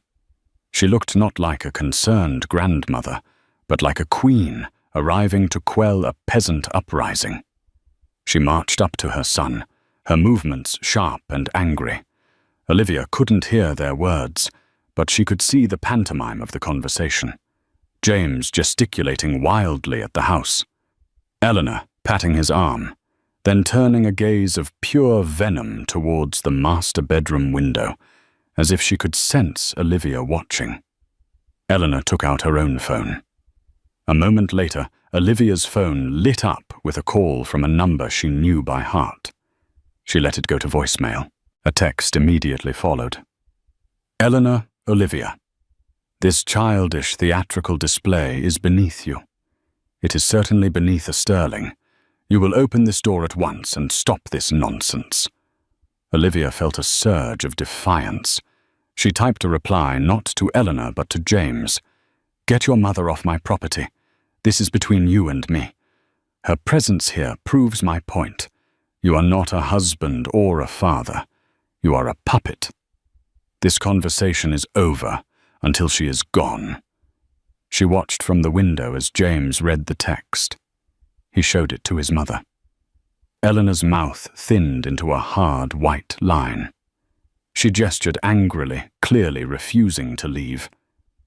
James looked from his mother's furious face to the dark, silent house. He looked trapped. He looked weak. Olivia had a sudden, brilliant idea. She went to the smart home control panel on the wall, the one James had installed, that controlled everything from the lights to the sound system to the sprinklers. Her heart pounded as she scrolled through the options. There it was. Irrigation system Zone 1. Front lawn. She pressed the manual start button. On the lawn below, every single sprinkler head erupted with a vengeance, sending powerful jets of cold water arcing across the pristine grass. A direct hit soaked James and Eleanor, who let out an indignant shriek. "What is the meaning of this?" Eleanor screeched, shielding her silk robe as if it were under attack from acid rain. James scrambled away from the spray, looking up at the house in disbelief. Olivia allowed herself a small, bitter smile. If they wanted a theatrical display, she would give them one. The drenched and furious duo retreated to Eleanor's car. For a few minutes they just sat there, the car's interior light illuminating their heated discussion. Finally, the Mercedes backed slowly out of the driveway and disappeared down the street. James's Range Rover remained. He was staying, laying siege. He sent one final text. "Fine. You win for tonight. But this isn't over, Liv. Not by a long shot." Olivia watched him get back into his car, recline the driver's seat, and plunge the interior into darkness. She stood at the window for a long time, watching the car that held the man who was now a stranger to her. The siege of Stirling Manor had begun, but the woman inside was no damsel in distress. She was the commander of the fort, and she had just won the first battle.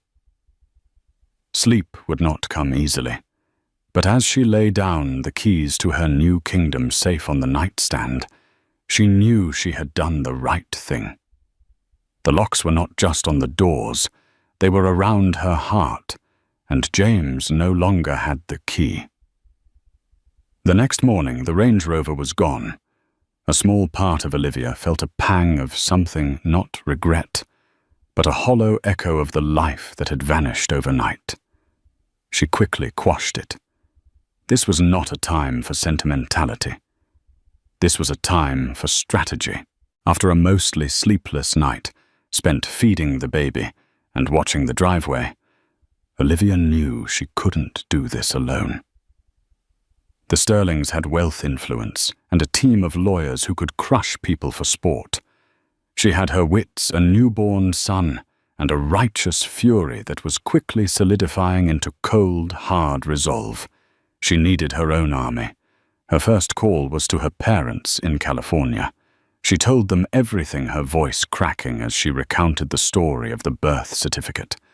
Their reaction was immediate and unequivocal. "You're flying out here today, honey," her father, a retired architect, said, his voice tight with anger. "Both of you. We'll get you the best family lawyer in the state." "No, Dad," Olivia said, surprising herself with her own firmness. "I'm not running. This is my home. He abandoned this home, not me. I'm staying here. But I do need a lawyer. The best one in Boston." Her second call was to that lawyer, a woman named Kate Mercer, a notorious shark in the world of high-net-worth divorces, recommended by a friend from the art world who had gone through a similarly messy split. He did what Kate asked after Olivia explained the situation, a note of impressed disbelief in her voice. Changed the name on the birth certificate for a trust fund, Honey. In 20 years of doing this, that's a new one. It's a violation of trust so profound it's almost poetic. We can work with this. The validation in Kate's voice was like a balm. "What do I do?" Olivia asked. "You sit tight and you don't speak to him or his mother. You document everything. Every text, every call, every time he drives by the house. And you start looking. Men like James' families, like the Stirlings. The name on the birth certificate isn't the only secret they're keeping. Look for financial statements, trust documents, anything he might have left behind." Following Kate's advice, Olivia turned her home into an intelligence-gathering headquarters. During the baby's nap times, she began a methodical search of James's home office, a space she'd rarely entered. It was a masculine sanctuary of dark wood leather and the smell of expensive cologne. It was also a treasure trove. Tucked away in a locked drawer of his desk, a lock she pried open with a screwdriver, from the kitchen she found it. A folder labeled Stirling Family Trust, AJS 4. Her hands trembled as she opened it. It was all there in black and white. a sub-trust of the main Sterling family fortune established by Arthur Sterling Sr. decades ago. It stipulated that the firstborn male heir of his grandson James would inherit a staggering sum upwards of $20 million, provided the child was legally named Arthur James Sterling IV. The money would be managed by a trustee until the boy's 25th birthday. The trustee Olivia saw with a jolt of ice in her veins was Eleanor Sterling. The betrayal was deeper than she could have imagined. This wasn't just about securing their son's future. It was about control. Eleanor would hold the purse strings not just for her grandson, but indirectly for James and Olivia as well. They would be beholden to her for any major expense, any significant life choice. The name wasn't just a name, it was a leash. As she dug deeper, she found more. Statements for credit cards in James's name she'd never seen before, with charges for lavish dinners in the financial district, hotel suites, and what looked like rent payments on a luxury apartment in the Seaport district, an apartment she knew nothing about. Who was he meeting? What was he hiding? The perfect husband, the doting father-to-be was a construct, a facade. And she had been living in the stage set he'd built. Just as she was reeling from these discoveries, her phone buzzed with a number she didn't recognize. She almost ignored it, but something told her to answer. "Is this Olivia?" a young woman's voice asked, hesitant and quiet. "Who is this?" It's Chloe, James's sister." Olivia's guard went up immediately. Chloe was the youngest Sterling, a free-spirited artist who had always been kind to her, but was still undeniably a Sterling. "What do you want, Chloe? I heard what happened." Chloe's voice was barely a whisper. "My mother she's on a rampage." "I'm so sorry, Olivia." What James did was unforgivable. Tears pricked Olivia's eyes. It was the first time someone from his side had acknowledged the depth of the betrayal. "He told me you locked him out," Chloe continued. "Good for you. Honestly, why are you calling me Chloe?" Olivia asked, still wary. "Because I hate what my family does to people, what my mother does. She did it to my father. She did it to James. And now she's trying to do it to you and your son. There's something you need to know. The Arthur Trust. It's not just about the money." Olivia sat down, clutching the phone. "What do you mean?" "My grandfather. Arthur was a monster," Chloe said, her voice shaking slightly. "A controlling, abusive man. The trust comes with conditions, bylaws. The trustee, my mother, has the power to make decisions about the beneficiary's education, upbringing, even their approved place of residence, if she deems the parents unfit or not acting in the best interests of the Sterling legacy." The room spun. Unfit. It was a weapon. Eleanor could use any misstep, any deviation from her plan, to declare Olivia unfit and gain legal influence over her son's life. Changing the locks, filing for divorce, it could all be twisted and used against her. "She's already talking to the family lawyers," Olivia Chloe warned. "She's trying to paint you as unstable, hysterical, a new mother suffering from postpartum psychosis. She's going to try and take your baby." The threat landed with the force of a physical blow. This was no longer just a marital dispute. It was a war for her child. "Why are you telling me this?" Olivia whispered. "Because James was too weak to stand up to her. But maybe you're not. And because that little boy deserves to be Arlo, not a pawn named Arthur." "Check the prenuptial agreement, Olivia. The one she had her lawyers draft. Check the fine print under the family legacy clause. James probably doesn't even know it's in there. The call ended. Olivia's mind raced. The prenup. She'd barely read it at the time, swept up in love and trusting James when he said it was just a formality to protect the family business. She found her copy in their safe. With trembling fingers, she flipped to the clause Chloe had mentioned, and there it was buried in dense legalese, a stipulation that in matters pertaining to the cultural and financial heritage of any children, the decisions of the Sterling Family Trust's appointed trustee would be given significant legal weight. She had signed it. Years ago, she had signed a document that handed Eleanor Sterling the keys to her future child's life. But Chloe's call had given her more than just a warning. It had given her an ally, an inside source, and it had revealed her enemy's playbook. Eleanor expected her to be hysterical, emotional, unstable. Fine. She would be the exact opposite. She would be cold, calculating, and armed with information. She photocopied every document, every statement. She took pictures. She uploaded everything to a secure cloud server and shared it with her lawyer, Kate. The siege might be happening at her front door, but the real war would be fought with paper and secrets. And she was finally ready to fight back. 3 days after changing the locks, Olivia made her move. The house had become her fortress and her war room. Chloe's intel combined with the documents she'd uncovered formed a powerful arsenal. She was no longer just a wounded wife. She was a woman with a strategy. Through her lawyer, Kate Mercer, she arranged a meeting. Not at the house and not at a Sterling-owned office building.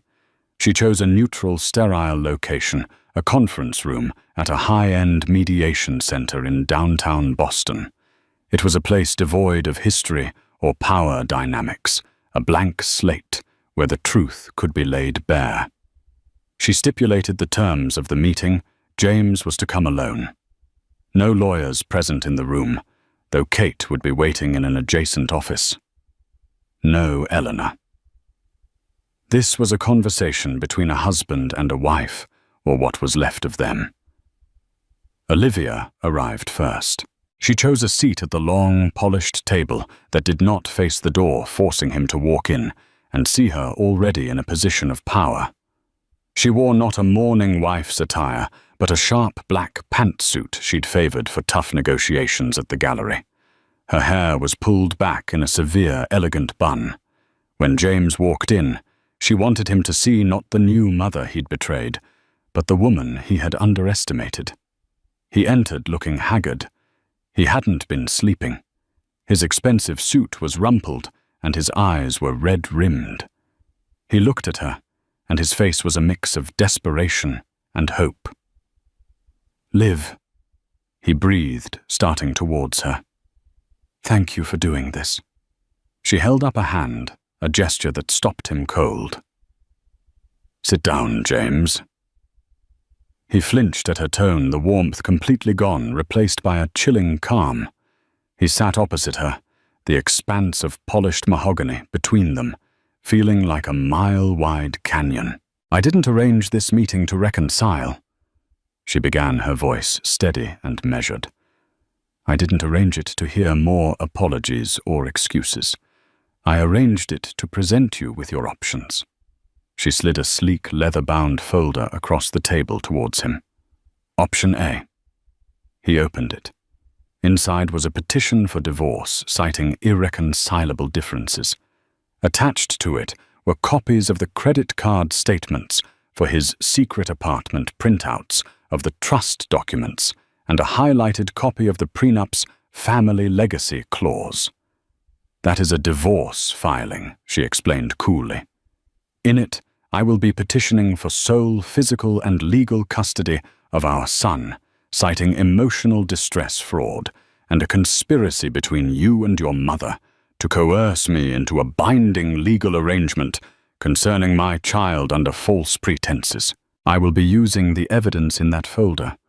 Your secret apartment, the financial deceit, the predatory nature of the trust your mother controls, to paint a picture of a marital environment built on lies. I will argue that you and your family are not a fit environment for a child.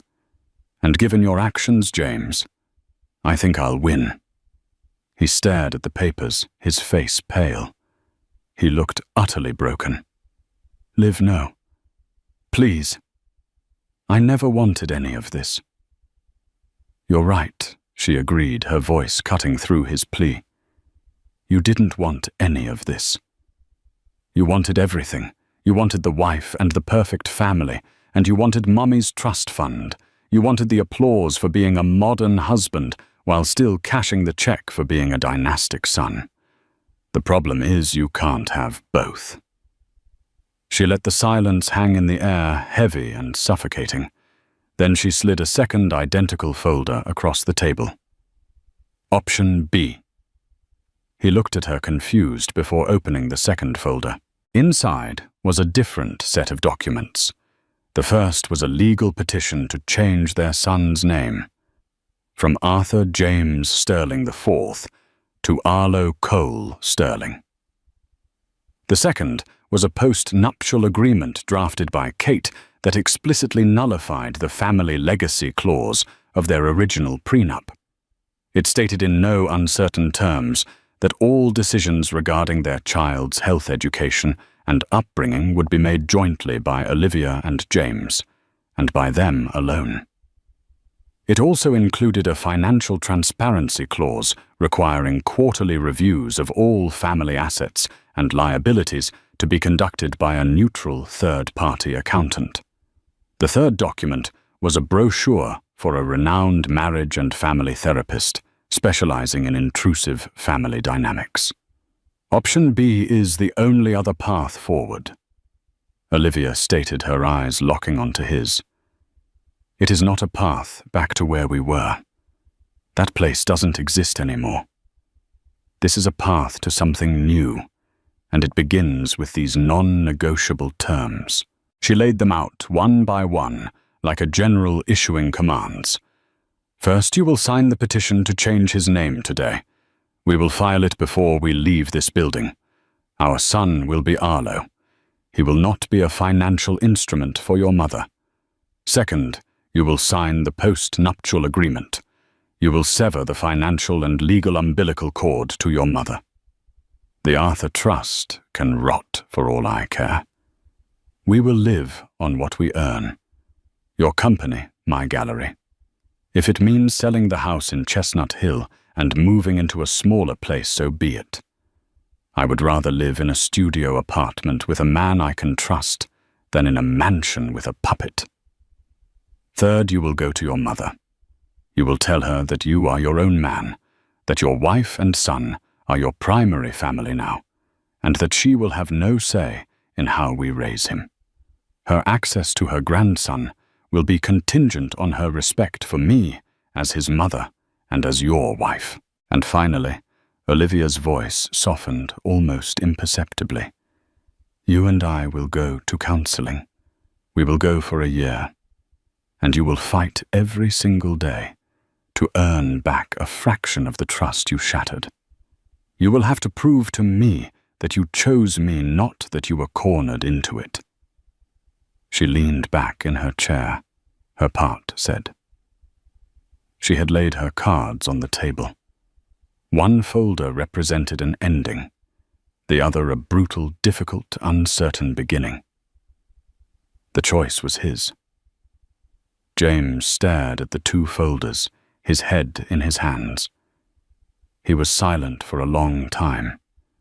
The only sound in the room, his own ragged breathing. He looked up, his eyes filled with tears. She'll disown me, he whispered. The trust, the board seat, everything. She'll cut me off completely. Olivia's face was unreadable. I know, she said. It wasn't a threat. It was a statement of fact. This was the price of his betrayal. The cost of redemption. He looked at the divorce papers, at the prospect of losing his son, of having his secrets aired in a bitter court battle. Then he looked at the second folder, at the path to a life that was smaller perhaps in a financial sense, but a life that was his own. A life with a chance, however slim, to rebuild what he had broken.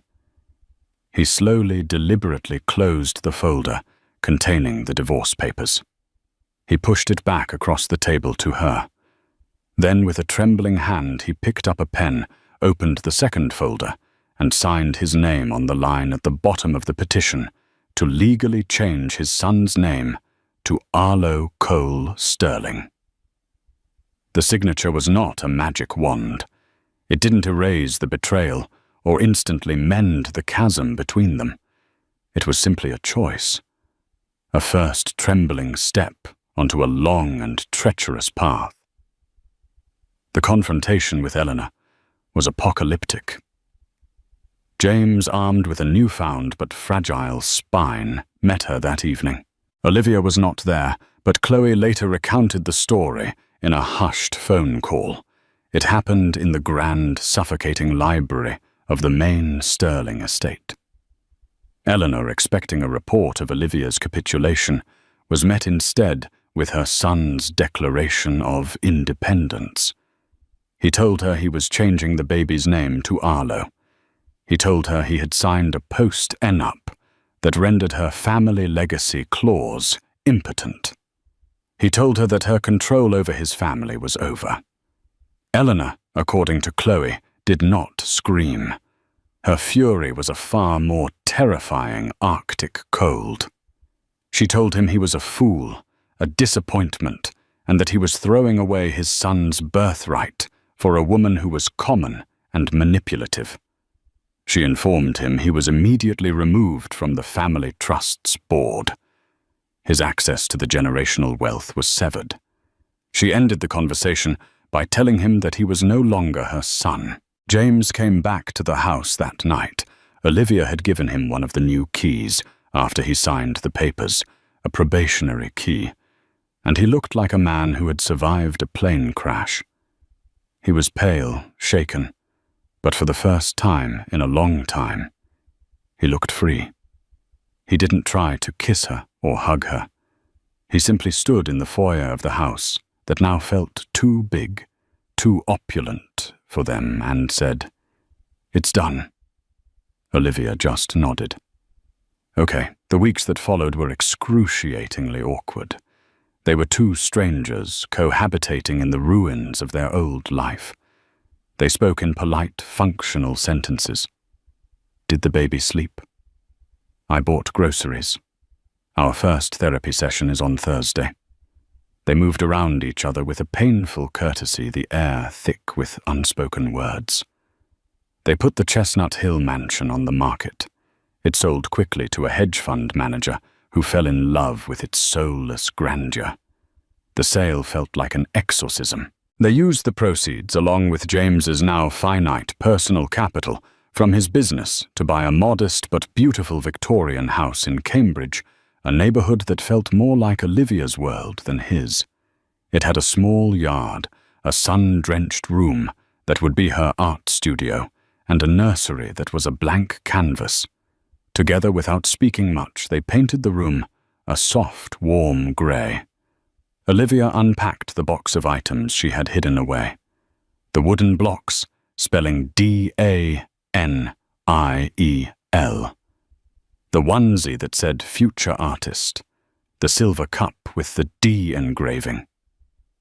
Seeing them in this new space, this new home, built on a foundation of brutal honesty, felt like a quiet triumph. Therapy was raw. It was ugly. Olivia laid her betrayal bare, the full scope of her pain and rage. James, stripped of his family's influence and forced to confront the weakness in his own character, had no choice but to listen. He spoke of the lifelong pressure, the crushing weight of his grandfather's name and his mother's expectations. It wasn't an excuse, the therapist was quick to point out, but it was a reason. Understanding it was the first step toward changing it. Slowly, glacially, things began to shift. The change wasn't in grand gestures, but in tiny, observable moments. It was James getting up for every single night, feeding, insisting Olivia rest, telling her, "I need to do this. I need to show up." It was him actively listening to her talk about her day at the gallery, asking questions, his phone nowhere in sight. It was him one afternoon, looking at their son, their beautiful legally named son Arlo, and saying, "He looks like you. He has your eyes. Thank God." The trust was not rebuilt in a day, a month, or even a year. It was painstakingly re-earned brick by brick. The new locks on their Cambridge home were symbolic. They were chosen together. The keys were shared not as a right, but as a privilege. Their life was no longer a millionaire's fairy tale. There were no more galas at the Harvard Club. No more fawning society pages. Eleanor Sterling never spoke to them again. But what they lost in gilded cages, they gained in something far more valuable: authenticity. They were building a smaller, quieter life. But it was a life that was real. It was theirs. One evening about a year later, Olivia was rocking Arlo to sleep in his room. James stood in the doorway watching them. The silence between them was no longer awkward, but comfortable. "I love you, Olivia," he said quietly. "I know I have a long way to go to deserve to say that. But I'll spend the rest of my life trying to be the man you thought I was." Olivia looked at him, at the husband she was getting to know for the second time. The love she felt was different now, less naive, more cautious but deeper in a way. It was a love that had been tested by fire and had, against all odds, survived. "I know you will, James," she said. And for the first time, she truly believed it. What you've just heard is a story of ultimate betrayal, but also one of incredible strength. Olivia's world was shattered by a single signature, a secret deal made by the man she trusted most. But instead of breaking, she fought back. She turned her pain into power, her home into a fortress, and her heartbreak into a battle plan. This story reminds us that trust is the most valuable currency in any relationship, and once broken, it takes more than apologies to rebuild it. It takes action, sacrifice, and the courage to tear everything down to build something real and lasting. What would you have done in Olivia's position? Could you ever forgive a betrayal that deep? Let us know your thoughts in the comments below. We read every single one. If this story moved you, please give this video a like, share it with someone who appreciates a story of strength and resilience, and be sure to subscribe to our channel for more real-life drama every week. Thank you for listening.